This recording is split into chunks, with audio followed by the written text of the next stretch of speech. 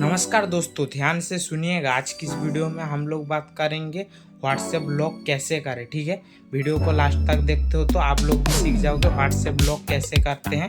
कोई भी app install करना नहीं पड़ेगा, आपका व्हाट्सएप से ही व्हाट्सएप लॉक हो जाएगा। ठीक है, व्हाट्सएप आपका प्राइवेट रहेगा, जिसके मदद से आप लोगों का व्हाट्सएप कोई भी चेक नहीं कर पाएगा क्या चैट किया क्या चैट नहीं किया। ठीक है, चलो देख लेते हैं फ़ोन की स्क्रीन पर।